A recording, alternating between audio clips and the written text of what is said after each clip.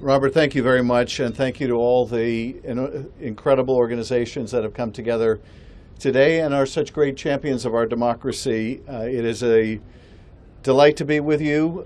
Thank you for standing with us, because you believe, as I do, that democracy at its core is an act of faith.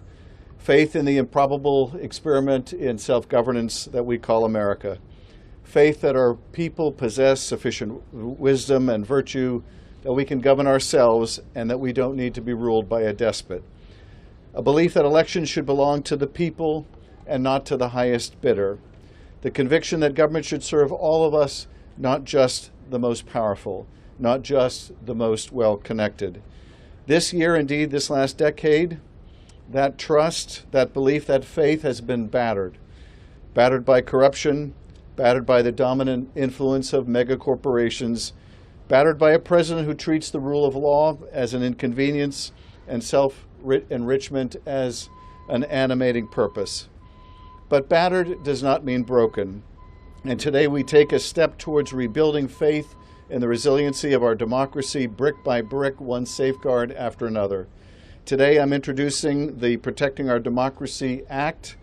This initiative, first undertaken by Speaker Pelosi, who brought together a group of us in the first years of the first term of the president to draft our own set of post-Watergate-like reforms.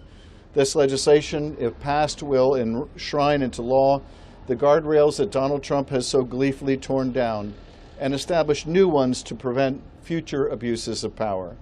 Safeguards to help ensure that no president can exist above the law, that whistleblowers are protected, not punished, that no government employee is so special that they are immune from conflict of interest laws when they promote their own economic interests over those of competitors or the country, that Congress's power of the purse cannot be hijacked by a wannabe king or a man named Vote who got no votes, that the public's trust cannot be sold to the highest bidder. But we can't stop there, because even before Donald Trump, there was another rot eating away at the faith in our system, the flood of dark money unleashed by Citizens United.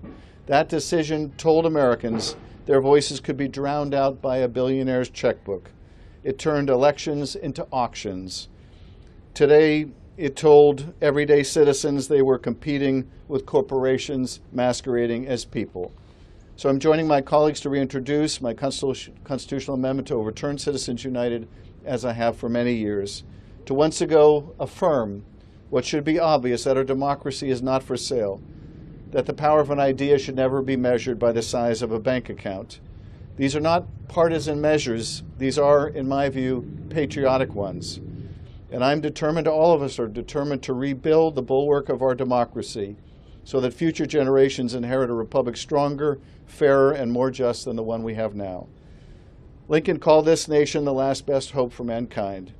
If we are to ensure that remains true, we must make his cause our cause, to repair what's broken, to restore what's been lost, and to remind the American people why democracy is worth believing in again. Thank you again for being here. I will now turn the microphone over to my friend and the strongest champion of democracy we have seen in these trying times, and that is House Speaker Emerita Nancy Pelosi.